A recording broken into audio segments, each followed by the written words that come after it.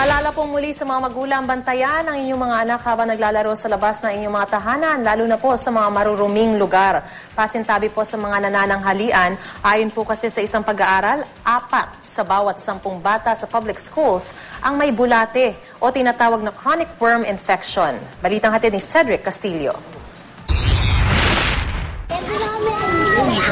Kung sa imahinasyon nga naman, wala na yatang tatalo pa sa mga bata. Sa tabing kalsada sa Quezon City na mataan namin ang mga paslit na ito, libang na libang sa kanilang nilikha.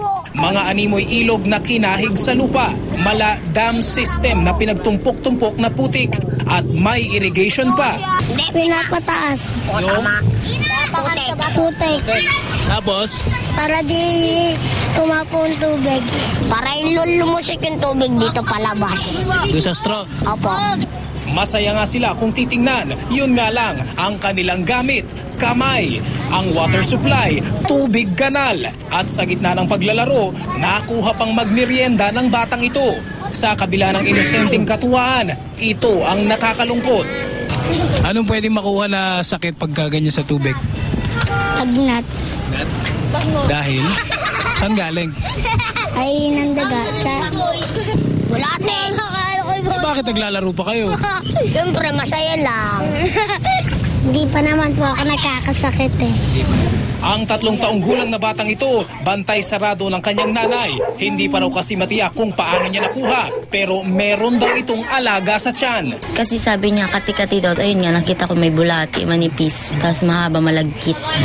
Mas matindi naman ang inabot ng batang ito. Sa sobrang dami ng kanyang alaga, lumabas ang mga ito sa bibig at ilong nang painumin siya ng deworming pill. Pagagabi, nagawasan siya usa. Sa baba, nagweto ka na mas iyang unlan. Yung pagka, kuhan ato, pagka buntag, nagawasan siya sayang lubot, ubay-ubay to, magagmay. Magbihon na to, kadagko.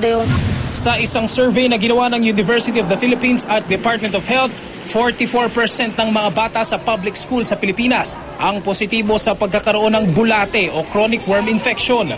Katumbas ito ng halos 9 na milyong kabataan. 15 to 20% hanggang mga 70%. Overall, 44%. Pag sinabing 70%, 7 out of 10 na mga bata ay mayroong alagang worms. Ito ay nagiging sanhi ng patuloy na malnutrition, meaning kulang sa timbang, kulang sa taas, at kahinaan ng performance sa school.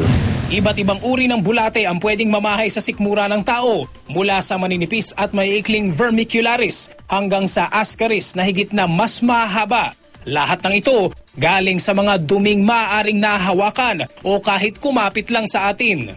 Hand to mouth, no, na activity. Siyempre, kung marumi ang kamay mo, ang kuko mo, yung tendency, makukuha mo yung bulate, mapupunta sa'yo. Whether yung eggs nun, pwede kunwari meron kang open na sugat, no, papasok yun doon. Oo, tapos siyempre kung napunta na siya dun sa bloodstream niya, tuloy-tuloy na yun. Bago mo makuha yung nutrition, doon sa kinain mo, nauuna mo nang kumuha yung bulate.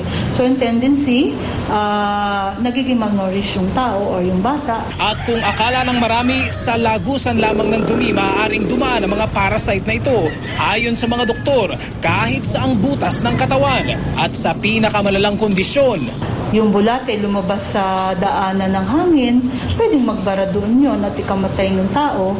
Ngayon, kung halimbawa naman ay mag-form, yung maipon lahat itong mga bulating to at mag-form ng bezoar na tinatawag natin, babara yun sa bituka or magkakapag-cause ng intestinal obstruction. Sa bibig, sa ilong. Sa tenga, wala pa naman ako nakita pero posible din yun. Cedric Castillo, GMA News.